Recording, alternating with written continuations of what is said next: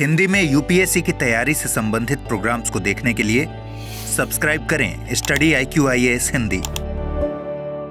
नमस्कार, मैं ओम द्विवेदी स्वागत करता हूं आपका स्टडी IQ-IAS हिंदी के इस प्लेटफॉर्म पे। और आज इस वीडियो में मैं आपके साथ चर्चा करने वाला हूं कॉन्टिनेंटल प्लेट्स के बारे में, क्योंकि आप देख पा रहे होंगे कि एक नई स्टडी आई है जिसने बताया है कि जो कॉन्टिनेंटल प्लेट्स, जिनको आप जानते हैं कि जो भूपर्पटी की जो क्रस्ट है, जो ऊपर का पार्ट है, वो लगातार मूवमेंट कर रहा है। लेकिन जो स्टडी है वो क्या कह रही है कि ये जो क्रस्ट है, ये जो मूवमेंट कर रही है, वो बात तो सही है, ड्रिफ्टिंग हो रही है, बात तो सही है, लेकिन इनमें एक प्लेट ऐसी है जो तेजी से मूव कर रही है।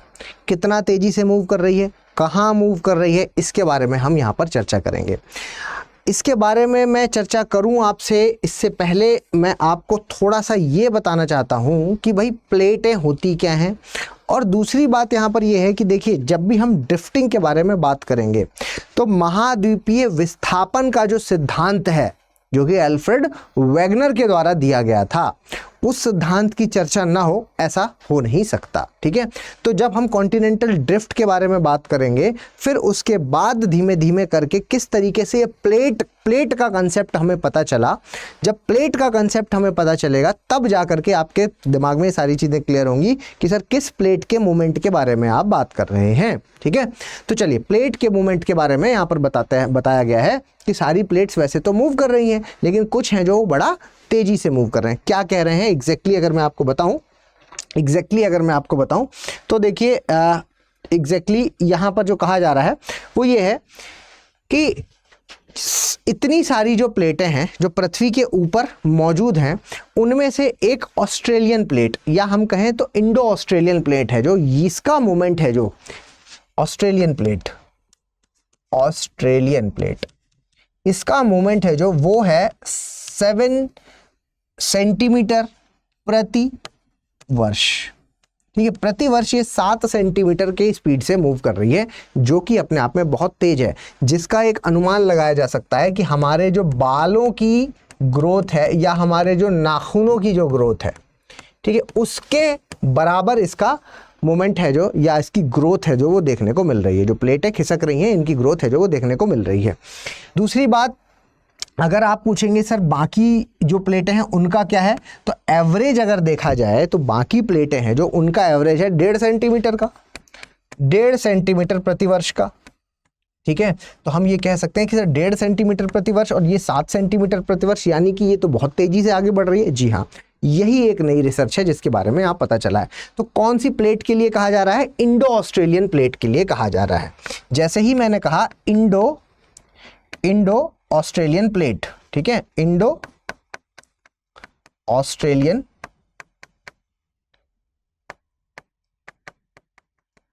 प्लेट, जैसे ही मैंने कहा इंडो ऑस्ट्रेलियन प्लेट, तो सवाल उठता है कि सर इसमें क्या क्या आ जाएगा, है ना। ये बहुत बड़ी प्लेट है, तो इसमें क्या क्या आ जाएगा। अब ये जो बड़ी प्लेट है, इसमें एक तो ऑब्वियसली नाम से ही पता चल रहा है कि सर ऑस्ट्रेलिया आ जाएगा, है ना, ऑस्ट्रेलिया के बारे में पता चल रहा है। इसके अलावा और क्या आ जाएगा इसमें तस्मान आइलैंड आ जाएगा, तस्मान, है ना, तस्मानिया इसमें आ जाएगा। और इसके अलावा यहाँ पर न्यूजीलैंड आ जाएगा, न्यूजीलैंड का पार्ट आ जाएगा। और न्यूजीलैंड के अलावा यहाँ पर इंडियन ओशन, हिंद महासागर का जो हिस्सा है, हिंद महासागर का नितल है, जो बेसिन है, हिंद महासागर का बेसिन, हिंद महासागर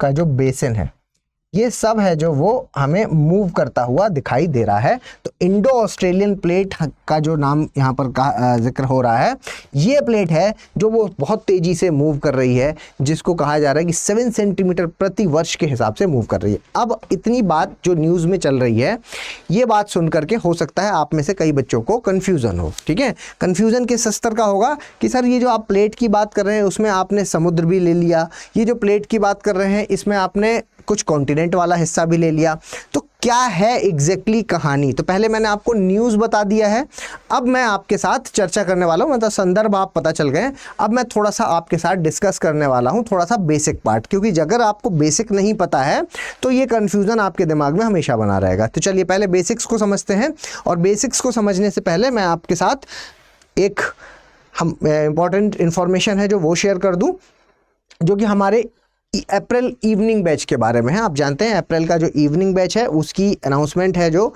वो ऑलरेडी हो चुका है, और शुरुआत हो रही है 11 अप्रैल से। ठीक है, तो 11 अप्रैल से इसकी शुरुआत है शाम को 6 बजे से। फीस रखी गई है 33,999। ओम लाइव कोड का आपको इस्तेमाल करना होगा। जब ये कोड का यूज़ करेंगे तभी आपको ये 33,999 में मिल पाएगा। ठीक है, और इसमें सारी चीज़ें हैं, प्री से लेकर के इंटरव्यू तक की सारी चीज़ें, मतलब prelims residential programme, mains residential programme. आप कह सकते हैं कि सर अगर आपने प्री पास कर लिया तो सारी की सारी फीस वापस हो जाएगी, आप हमारे टेस्ट में रैंक 1 लाएंगे तो 11,000 रुपये का इनाम मिलेगा। Interview guidance programme, each and everything is included in this batch. ठीक है, तो आप जल्दी से ओम लाइव कोड का इस्तेमाल करके इस प्राइस में, इस एडमिशन में आप एनरोल हो जाइए जल्दी से, ताकि कंप्लीट प्रिपरेशन हमारे साथ आप कर सकें। चलिए वापस आते हैं, और सबसे पहले मैं थोड़ा सा आपको पीछे लेकर के जाऊंगा, और जिसमें मैं जिक्र करूंगा आपके साथ, जिक्र करूंगा अल्फ्रेड वेगनर का। ठीक है, तो अल्फ्रेड वेगनर के बारे में अगर हम बात करें तो अल्फ्रेड वेगनर बेसिकली कौन है? ये एक क्लाइमेटोलॉजिस्ट है। ठीक है, अल्फ्रेड वेगनर है जो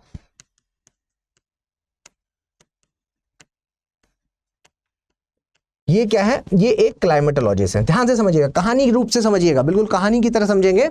ये एक क्लाइमेटोलॉजिस्ट है, और ये क्या कर रहे हैं बेटा? क्लाइमेटोलॉजिस्ट का मतलब समझते हैं जलवायु विज्ञान शास्त्री। जलवायु विज्ञान शास्त्री है ये, जलवायु का अध्ययन करने वाले व्यक्ति हैं। और सोचते होंगे आप कि सर एक जलवायु का अध्ययन करने वाला व्यक्ति जिसका नाम हम हमेशा जियोमॉर्फोलॉजी में पढ़ते हैं, है ना, भू आकृति विज्ञान में जिसका नाम हमेशा पढ़ा जाता है, वैसा क्यों? क्योंकि ये जब अपना अध्ययन कर रहे थे तो इन्होंने पाया कि इस पृथ्वी पर पाई जाने वाली जो जलवायु है उसमें से कुछ चीज़ें ऐसी हैं जो उनके अकॉर्डिंग ट्रॉपिकल एरिया में होनी चाहिए थी। ट्रॉपिकल जो वनस्पतियां हैं जो वो ट्रॉपिकल एरिया में होनी चाहिए थी, लेकिन कुछ हैं जो वो आपको यहाँ पर पाई जा रही हैं, सब ट्रॉपिकल एरिया में पाई जा रही हैं। कुछ हैं जो सब ट्रॉपिकल एरिया में पाई जाने चाहिए थी लेकिन पाई जा रही हैं ट्रॉपिकल एरिया में। तो ये क्या चक्कर है? तो यहाँ से कन्फ्यूज़न शुरू हुआ। पहला कन्फ्यूज़न यहीं से इनके दिमाग में चीज़ें शुरू हुई कि ये चक्कर क्या है कि जो चीज़ें ट्रॉपिकल क्षेत्र में होनी चाहिए, उष्णकटिबंधीय क्षेत्र में होनी चाहिए, वो शीतोष्ण में मिल रही हैं, शीतोष्ण वाली चीज़ें यहाँ मिल रही हैं उष्णकटिबंधीय में। तो कुछ तो है। तो इन्होंने दो निष्कर्ष निकाले। उन्होंने कहा एक तो या तो ये है कि बहुत साल पहले ये कटिबंध हैं, जो ये आपस में जो कटिबंध हैं ये अदलते बदलते रहते हैं। कटिबंध, ठीक है, इनमें बदलाव होता रहता है कि कभी कोई कटिबंध यहाँ तो कभी कोई कटिबंध वहाँ, ये होता रहता है। या तो ये पॉसिबिलिटी है, या तो इन्होंने कहा या तो ये हो सकता है कि ये कभी सारा का सारा लैंडमास है ना, सारा का सारा स्थलीय भाग एक जगह पर कंसंट्रेटेड था। लैंड मास है ना, सारा का सारा स्थल है जो वो कभी एक जगह पर था। ये इन्होंने निष्कर्ष है जो वो निकाल लिया। इन्होंने कहा कि भाई ये निष्कर्ष हम निकालते हैं कि इन दोनों में से कोई एक ही पॉसिबिलिटी होगी, और फिर फाइनली उन्होंने इस पॉसिबिलिटी को हटा दिया और कहा कि ये वाली जो पॉसिबिलिटी है कि पूरा का पूरा स्थलीय भाग है जो वो एक जगह पर मौजूद था। इस निष्कर्ष के साथ ही आगे बढ़े और इन्होंने अपनी थ्योरी दे डाली, और इन्होंने कहा, सोचिए कितनी बढ़िया बात कही इन्होंने कहा कि लगभग 23 करोड़ साल पहले, है ना, लगभग 22 करोड़ साल पहले, आप कह लें 22 करोड़ साल पहले, मतलब ये इन्होंने सोचा है सिर्फ, है ना, 22 करोड़ साल पहले क्या था कि पूरा का पूरा लैंड मास एक जगह पर मौजूद था। ये लैंड मास है जो ये पूरा एक जगह पर देखो मौजूद है, और ये जो पूरा लैंड मास है जिसको हम स्थलीय भाग कह रहे हैं, ये पूरा एक जगह पर मौजूद है, और ये इसका नाम पेंजिया रखा, और कहा कि बाकी सब है जो ये पानी था जिसका नाम पैंथलासा रखा, पैंथलासा, ठीक है, ये नाम इन्होंने रख दिया। ये दो चीज़ें हैं, और इन्होंने साथ में ये भी कहा कि ये ऊपर तैर कैसे रहा है, ये उन्होंने कहा ऐसे तैर रहा है कि भाई ये जो पैंथलासा है ये किससे बना हुआ है, ये सिलिकॉन और मैग्नीशियम से बना हुआ है, और ये है जो ये सिलिकॉन और एल्युमिनियम से बना हुआ है। तो ये हल्का है और ये भारी है, इसलिए बेटा ये यहाँ पर तैर रहा है। इन्होंने सिंपल सी एक परिभाषा दे डाली।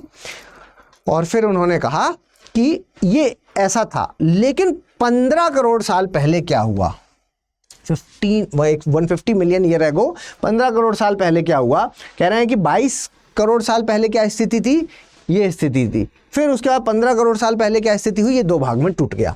और जब ये दो भाग में टूट गया तो ऊपर का हिस्सा अलग हुआ और नीचे का हिस्सा है जो ये अलग अलग दिख रहा है ना, तो ये भाग हो गया। ऊपर के हिस्से को इन्होंने कह दिया कि ये है आपका क्या, अंगारा लैंड, अंगारा लैंड। और नीचे का जो हिस्सा है इसको कह दिया कि ये है गोंडवाना लैंड, गोंडवाना लैंड। इसी गोंडवाना लैंड में देखो ये आपका अफ्रीका वाला पार्ट, साउथ अमेरिका वाला पार्ट, अंटार्कटिका वाला पार्ट, इंडिया वाला पार्ट और जो ऑस्ट्रेलिया वाला पार्ट है ये देखने को मिल रहा है। वहीं ऊपर आप इसमें देखेंगे तो इसमें नॉर्थ अमेरिका वाला पार्ट, एशिया वाला पार्ट, यूरोप वाला पार्ट है जो ग्रीनलैंड वाला पार्ट, ये सब कुछ इसमें देखने को मिल रहा है ऊपर वाले में। ठीक है, तो इन्होंने यहाँ पर कुछ चीज़ें यहाँ पर बताई कि देखो 15 करोड़ साल पहले ये टूट गया था और ये टूटा तो जिसकी वजह से इस तरीके से ऐसे हो गया। और फिर उसके बाद इसका मूवमेंट है जो वो वेस्ट की तरफ हो गया।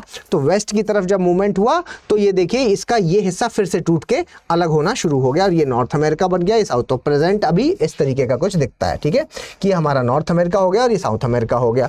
तो इस तरीके का हमें ब्रह्मांड है जो वो देखने को मिलता है। तो मतलब मोटी मोटी बात, मैं अभी बहुत डिटेल में नहीं जाऊंगा क्योंकि करंट अफेयर का एक वीडियो है जिसमें मैं आपको ये बात इसलिए बता रहा हूं ताकि आपको पूरी कहानी क्लियर रहे, जिससे कि दिमाग में सारी चीज़ें क्रिस्टल क्लियर हो जाए कि प्लेट का मूवमेंट होता कैसे है।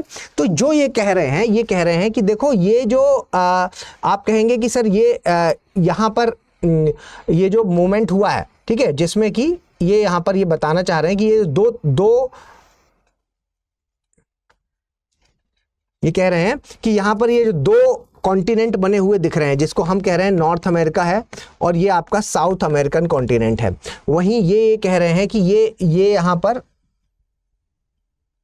क्या है, अफ्रीका कॉन्टिनेंट है, अफ्रीका कॉन्टिनेंट है। इसको थोड़ा सा नुकीला कर लें, है ना, सोमालिया वाला पार्ट भी निकाल दें। ठीक है, तो ये आपका क्या है, अफ्रीका कॉन्टिनेंट है। और वहीं ये यहाँ पर कह रहे हैं कि ये इस तरीके से यहाँ पर ये भारत का पेनिनसुलर वाला पार्ट है और ये आपका अफ्रीका एशिया वाला पार्ट ये इस तरीके से आ गया। और ये क्या है, ये यूरोप हो गया, ये यूरोप हो गया और ये आपका एशिया हो गया। ठीक है, और ये जो बच गया यहाँ पर, ये आपका यहाँ पर इस तरीके से ये कह रहे हैं यहाँ पर Indonesian group of islands type से बना दीजिए, है ना। और ये इस तरीके से यहाँ पर ये ऑस्ट्रेलिया बन गया, ऑस्ट्रेलिया बन गया। और ये जो नीचे का भाग है पूरा, ये नीचे का भाग है, ये अंटार्कटिका हो गया। यही तो कह रहे हैं साथ में कि ये अंटार्कटिका हो गया। तो इस तरीके से जो पूरा का पूरा विश्व है जो वो निर्मित हो गया है। तो ये कैसे, ये खिसका है। तो मैं जो शुरुआत आपसे मैंने खिसकने से की है ना, वो इसलिए यहाँ पे कहा है कि ये जो खिसकने की थ्योरी सबसे पहले अगर किसी ने दी थी तो अल्फ्रेड वेगनर ने ही दी थी। और अल्फ्रेड वेगनर के अनुसार ये सारी चीज़ें हैं जो वो खिसक के इधर से उधर आई हैं, जो कभी एक समय में कैसी थी, एक जगह पर कंसंट्रेटेड थी, है ना। तो जो अभी हमें ऐसा दिख रहा है, ये ऐसा ना दिख करके, ये ऐसा जो हमें दिख रहा है, ये ऐसा ना दिख करके ये पहले कभी एक जगह पर कंसंट्रेटेड था, जो पहले 2 भागों में टूटा और फिर 4 भागों में टूटा और फिर उसके बाद आज जैसा हमें दिख रहा है वैसा हो गया। क्लियर, ठीक है। हालांकि ये क्लाइमेटोलॉजिस्ट थे, तो क्योंकि ये क्लाइमेटोलॉजिस्ट थे तो बहुत अच्छी इसके एक्सप्लेनेशन नहीं कर पाए। और क्योंकि एक्सप्लेनेशन नहीं कर पाए और इन्होंने जो बेस बनाया जिसमें कि इन्होंने कहा कि भाई नीचे पानी के ऊपर सब कुछ तैर रहा है, तो ये बेस अपने आप में गलत था। ठीक है, तो ओवरऑल क्योंकि पहला सिद्धांत है, शुरुआत यहीं से हुई, तो इंपॉर्टेंट तो बहुत है, लेकिन प्रूफ नहीं कर पाता ये पूरी कहानी, पूरे आंसर्स नहीं दे पाता कि कैसे पर्वतों का निर्माण हो रहा है, क्या हो रहा है, सारी चीज़ें सही नहीं कर पाता। लेकिन फिर भी इन्होंने कुछ जो एक्सप्लेन करने के लिए इन्होंने जो चीज़ें बताई कि भाई ये ड्रिफ्टिंग होती है ना। हम जो कह सकते हैं कि अल्फ्रेड वेगनर ही हैं जिन्होंने ये बात प्रूफ की और उस प्रूफ करने के दौरान इन्होंने कुछ फैक्ट्स बताए। क्या फैक्ट्स बताए? इन्होंने कहा कि देख लो आप एक काम करो, आप साउथ अमेरिका वाला पार्ट और अफ्रीका वाले पार्ट को आप अपने मैप में देखिए, अफ्रीका वाले पार्ट को उठा करके इन दोनों को जोड़ दो, तो आपको लगेगा कि ये जो कोना है यहाँ पर और यहाँ पर ये जो कोना है, ये दोनों कैसे हैं, कभी एक साथ जुड़े रहे होंगे, ये प्रूफ कर रहा है। ठीक है, ये कह रहे हैं कि देखो ये दोनों भी एक साथ जुड़े हुए दिख रहे हैं। ये आपका अरेबिया वाला जो पार्ट है, ये अफ्रीका का ये कोना नीचे वाला टूटा हुआ भाग है, ये अगर यहाँ पर उठा करके आप फिट कर दो तो एकदम फिट हो जाएंगे। ये तो कुछ ऐसा नहीं है, जिगशॉ फिट इसको बोल सकते हैं। क्या है जिगशॉ फिट? इन्होंने बताया कि आप पजल समझ लीजिए, आपके घर में छोटे बच्चे होंगे, कई बार पजल सॉल्व करते होंगे, है ना, तो वो एक दूसरे के साथ खंडों को जोड़ते हैं और आपके पास जब वो आ जाते हैं कि भैया ये हो नहीं रहा है, बताइए थोड़ा सा, तो आप क्या दिमाग लगाते हैं? मान लीजिए किसी बच्चे का कोई खिलौना टूट गया और वो आपके पास आ गया कि मुझे बताइए कि कैसे इसको जोड़े, है ना, ये जुड़ नहीं रहा है, तो आप क्या दिमाग लगाते हैं? आप कॉर्नर्स ढूंढते हैं कि किसका टूटा हुआ हिस्सा कौन सा है, और जब आप कॉर्नर्स ढूंढते हैं तो आपको पता चल जाता है कि कौन सा हिस्सा किसका है, ठीक है। तो वैसे ही इन्होंने यहाँ पर प्रूफ कर दिया कि देखो इसको इंडिया का ये जो पेनिनसुलर वाला पार्ट है यहाँ पर फिट कर दो, अंटार्कटिका का ये वाला पार्ट यहाँ फिट कर दो, ऑस्ट्रेलिया का ये वाला जो कोना है वो यहाँ फिट कर दो, पता चल जाएगा कि क्या है कहानी सारी, ठीक है। तो इस तरीके से चीज़ें हैं जो वो इन्होंने बताने का प्रयास किया। इन्होंने और भी कुछ एविडेंस दिए। इन्होंने कहा देखो खिसका है ये, इसका एविडेंस एक ये भी है कि कभी ये यहाँ पर एक साथ था, क्योंकि देखो कुछ फॉसिल्स जिसमें कह रहे हैं साइनोगेंथस करके एक फॉसिल है जो आपको साउथ अमेरिका के इस वाले पार्ट में भी मिल रहा है और अफ्रीका के इस वाले पार्ट में भी मिल रहा है, तो समुंदर क्रॉस करके तो गया नहीं होगा, कभी ये एक साथ रहे होंगे तभी ये चला गया। यहाँ पर ये कह रहे हैं कि एक है मीजोसोरस करके जो कि हमें साउथ अमेरिका के नीचे वाले हिस्से में और अफ्रीका के भी नीचे वाले हिस्से में ही मिल रहा है, तो मतलब ये भी कभी जुड़े रहे होंगे एक साथ।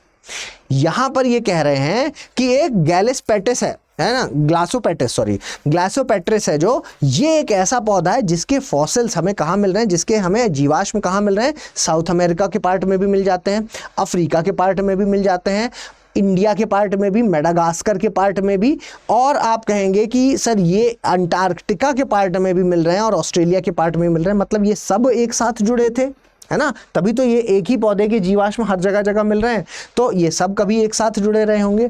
इवन यहाँ पर कह रहे हैं लिस्टोसोरस करके एक जो यहाँ पर जो एविडेंस है, लिस्टोसोरस के एविडेंस हैं जो ये अंटार्कटिका में भी मिल रहे हैं और भारत में भी मिल रहे हैं। तो यानी कि इन्होंने क्या है, अफ्रीका को, भारत को, अंटार्कटिका को, ऑस्ट्रेलिया को, साउथ अमेरिका को जोड़ करके दिखा दिया कि देखो ये सब जुड़े रहे होंगे। क्योंकि सिर्फ अगर ये इसका एग्जाम्पल देते हैं तो ये कहा जा सकता है कि ये हिस्सा जुड़ा था, इतना तो तुम प्रूफ कर रहे हो, लेकिन पूरा जुड़ा था ये कैसे? लेकिन जो ये पूरा जुड़ा है इसके भी इन्होंने प्रूफ्स हैं जो वो दिए। लेमिंग जंतु का उदाहरण दिया। लेमिंग जंतु रोडेंट्स, है ना, जो कहा जाता है कि सामूहिक आत्महत्या करते हैं, चूहे हैं जो सामूहिक आत्महत्या करते हैं, जबकि ये सच नहीं है, वो सामूहिक आत्महत्या नहीं करते। वो जब उनकी पॉपुलेशन बढ़ जाती है तो वो आप कह सकते हैं कि सर रशिया की तरफ से, नॉर्वे की तरफ से उधर वो मूव करते हैं, उनको लगता है आगे डेनमार्क है, आगे आपका नॉर्थ अमेरिका मिल जाएगा, ज़मीन का टुकड़ा मिलेगा, लेकिन वो क्योंकि खिसक गया है तो इसलिए वो अटलांटिक ओशन में गिर जाते हैं। लिविंग जंतु का उदाहरण दिया इन्होंने यहाँ पर ये सारे उदाहरणों को दे करके यहाँ पर ये प्रूफ करने का प्रयास किया, जो कि आज भी रेलेवेंट है, जो कि आज भी इस बात का प्रूफ है कि हाँ कॉन्टिनेंट खिसकते हैं। जो गलतियां थी वो ये थी कि ये नहीं बता पाए थे कि ये जो नीचे इनके अकॉर्डिंग क्या था कि नीचे पानी है और उसके ऊपर कॉन्टिनेंट है, और ये कॉन्टिनेंट है जो पूरा पानी के ऊपर तैर रहा है ना, तो जो फैलाव हो रहा है ये इसका ही हो रहा है, कॉन्टिनेंट का, ठीक है। ये बात इनकी गलत थी, जो कि सही में भी गलत ही है, और जो हमें लास्ट में प्लेट टेक्टोनिक की थ्योरी समझा पाई। क्या है वो थ्योरी, मैं अभी आपको बताऊंगा। फिर देखिए यहाँ पर आप देखिए, उसके बाद सी फ्लोर स्प्रेडिंग, हैरी हेस आए, एक नए साइंटिस्ट आए हैरी हेस, और हैरी हेस ने यहाँ पर सी फ्लोर स्प्रेडिंग का सिद्धांत है। उनका नहीं, जो आप कह रहे हैं कि सिर्फ स्थलीय भाग खिसकता है, ऐसा नहीं है। स्थलीय भाग नहीं, पानी वाला जो नीचे का बेसिन है वो भी खिसक रहा है, साथ साथ वो भी फैल रहा है। इन्होंने ये बात भी कह डाली। इन्होंने कहा ये कैसे?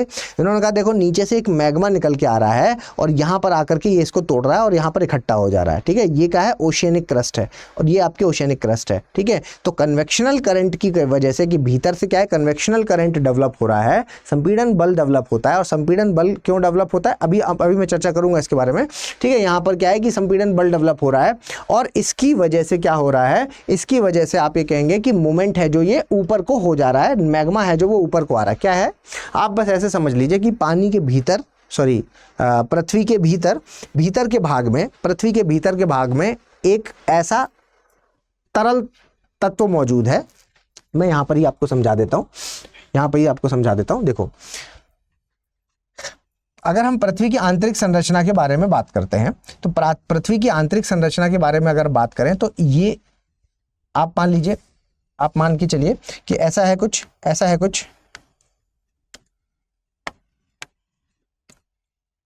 ठीक है। एक पार्ट हो गया।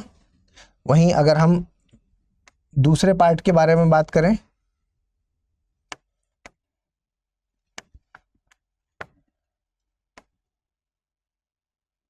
ठीक है।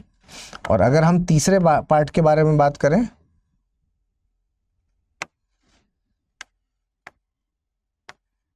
तो ऐसा है, ठीक है। तो मतलब अगर मैं इसको थोड़ा कलरफुल कर दूं तो आपको और क्लियरली समझ में आ जाएगा, ठीक है। ठीक है, तो इतनी चीजें हैं जो आपको यहां पर समझनी है, ठीक है। इतनी चीजें हैं जो आपको समझनी है। तो बात यह है कि ये है जो पार्ट, ये कितना है, ये क्रस्ट वाला पार्ट है और ये 35 किलोमीटर का एक हिस्सा है, ठीक है। 35 किलोमीटर का हिस्सा है, तो 35 किलोमीटर का ये हिस्सा।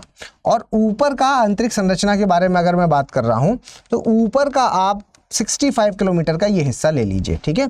तो ये 65 किलोमीटर का हिस्सा ले लीजिए।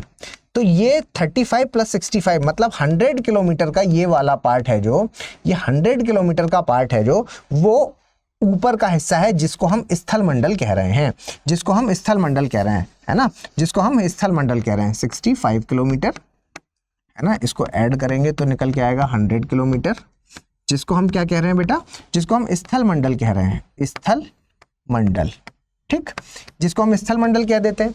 और ये स्थल मंडल 100 किलोमीटर का जो ये ऊपर का एक टुकड़ा है, ये स्थल मंडल का टुकड़ा किसके ऊपर तैर रहा है, नीचे, इसके नीचे, इसकी। और अब जब अंदर जाएंगे और गहराई में जाएंगे तो 400 किलोमीटर की गहराई तक, 100 से लेकर के 400 किलोमीटर तक की गहराई में हमें क्या मिलेगा, हमें मिलेगा दुर्बलता मंडल, दुर्बलता मंडल, ठीक है। और ये जो दुर्बलता मंडल है ये कैसा है बेटा, ये दुर्बलता मंडल कैसा है, ये विस्कस है, अर्ध तरल है, अर्ध तरल है, ठीक है, तरल।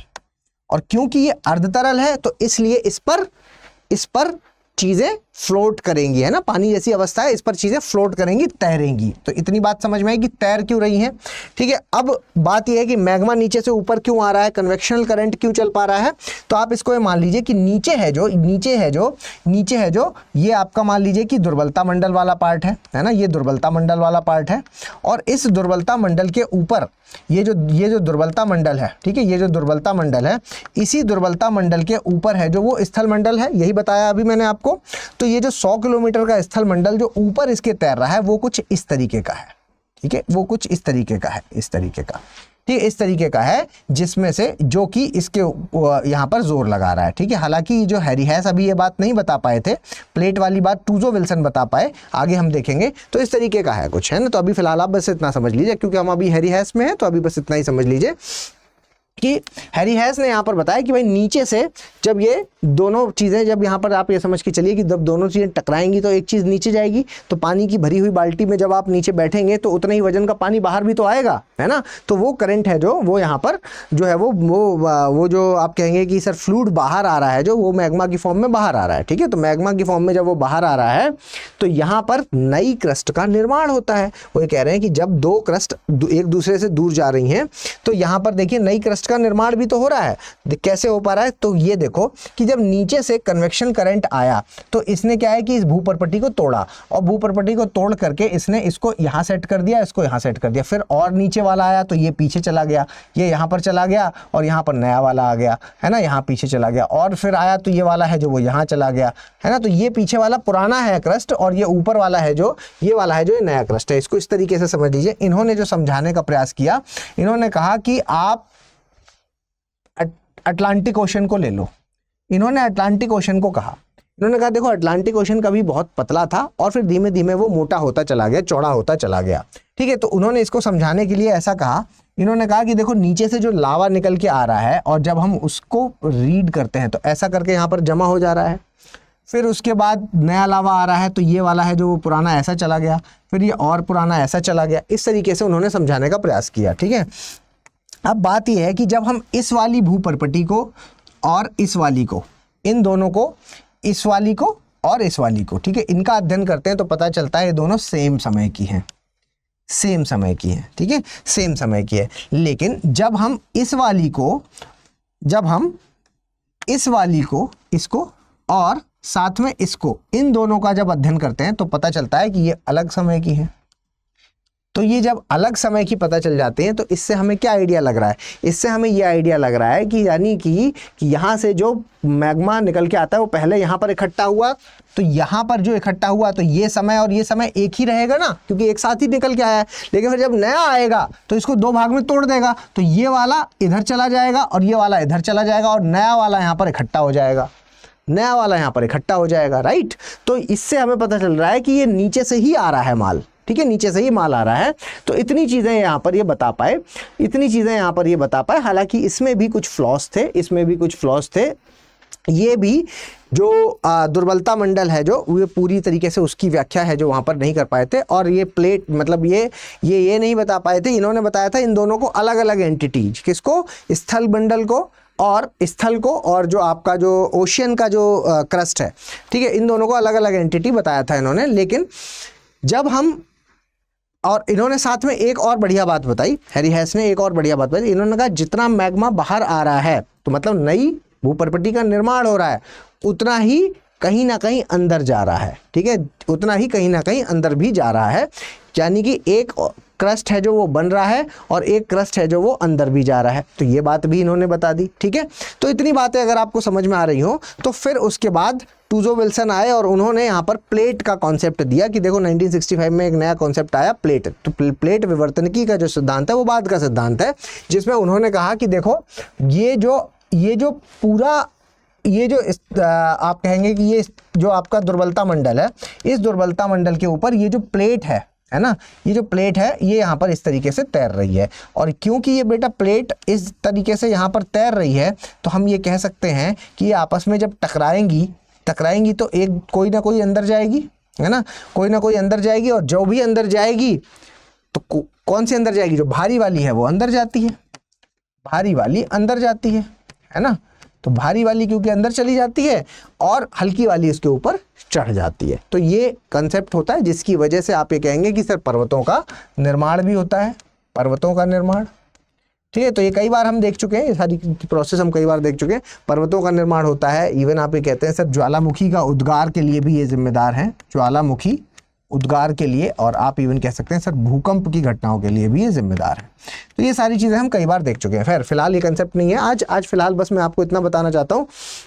उसके बाद यहाँ पर ये प्लेट का कंसेप्ट आया, और ये जो प्लेट मैंने जो शुरुआत में बोला था कि इंडो पैसिफिक प्लेट मूव कर रही है, तो वो प्लेट क्या है बस इतना समझ लीजिए। तो प्लेट के लिए ये पूरी कहानी मैंने बताई। तो ये देखिए नीचे जो लाल लाल दिख रहा है आपको, ये रेड कलर का है, जो ये क्या है आपका, ये दुर्बलता मंडल है, ठीक है। और ये जो ऊपर है ये पूरी एक प्लेट है। तो जैसे हम इसको प्लेट कह रहे हैं, तो साउथ अमेरिकन प्लेट के बारे में अगर कहें तो ये उसका स्थलीय भाग है, ये स्थलीय भाग है, और ये पानी वाला भाग है। लेकिन ये पूरी एक ही प्लेट है, मतलब जो मैं ये कह रहा हूं वो ये है, ये स्थल वाला भाग हो गया और ये क्या है, पानी वाला भाग। तो यहाँ पानी भरा हुआ है, लेकिन नीचे तो प्लेट है, तो ये आपका ओशियानिक क्रस्ट कहलाता है और ये कॉन्टिनेंटल क्रस्ट कहलाता है। लेकिन नीचे का पूरा मिला करके ही तो एक प्लेट कहलाती है। तो ये देखो एक पूरी प्लेट है, ठीक है। तो जो ये मूवमेंट यहाँ पर बताया गया है कि भाई इंडो पैसिफिक प्लेट है जो वो बड़ी इंडो ऑस्ट्रेलियन प्लेट है जो बड़ी तेजी से भाग रही है, तो वो है जो वो यहाँ पर बताने का प्रयास किया गया है। और अब मैं इस वाले डायग्राम में आपको इंडो ऑस्ट्रेलियन प्लेट की तरफ लेके चल रहा हूँ। ये देखिए बेटा, ये देखिए यहाँ पर, ये है आपकी इंडो ऑस्ट्रेलियन प्लेट, ये रही आपकी इंडो ऑस्ट्रेलियन प्लेट, है ना। इंडो ऑस्ट्रेलियन प्लेट है जो हम कह सकते हैं कि ये वाला जो पूरा पार्ट है ये इंडो ऑस्ट्रेलियन प्लेट का पार्ट है। और ये जो मूवमेंट हो रहा है ये नॉर्थ की तरफ, ऊपर की तरफ ये मूवमेंट हो रहा है। और ये कहा जा रहा है कि हो सकता है भविष्य में ये आपका जो चाइना वाला हिस्सा है, साउथ ईस्ट एशिया वाला हिस्सा है, उससे ये टकराए और टकरा करके ये नीचे धंस जाए, और नीचे धंस करके एक नए स्थल का निर्माण करे। और उसका जो नाम रखा जाएगा उस कॉन्टिनेंट का ऑस्ट्रेसिस रखा जाएगा, ऑस्ट्रेसिया रखा जाएगा, है ना, ऑस्ट्रेसिया। तो ये हालांकि माना जा रहा है ऑस्ट्रेसिया, ठीक है। तो ये तो भविष्य की बात हुई, लेकिन फिलहाल जो आपको पता होना चाहिए वो ये है कि ये है वो प्लेट जो 7 सेंटीमीटर प्रति वर्ष के हिसाब से मूवमेंट कर रही है, ठीक है, प्रति वर्ष के हिसाब से मूवमेंट कर रही है। कौन सी है, ये वाली। और किस डायरेक्शन में कर रही है, आप कह सकते हैं कि सर इसका डायरेक्शन है जो वो नॉर्थ ईस्ट डायरेक्शन में कर रही है, नॉर्थ ईस्ट डायरेक्शन में कर रही है। क्लियर? तो ये बात थी जो मैं आपको यहाँ पर बताना चाहता था। ठीक है, अगर आप ये चाहते हैं कि ये पीडीएफ मिल जाए आपको, तो आपको मेरे टेलीग्राम चैनल ओम द्विवेदी स्टडी IQ से आकर के यहाँ से आपको पीडीएफ मिल जाएगा। ठीक है, thank you everyone, thank you so much. Hindi में यूपीएससी की तैयारी से संबंधित प्रोग्राम्स को देखने के लिए सब्सक्राइब करें स्टडी IQ IAS हिंदी।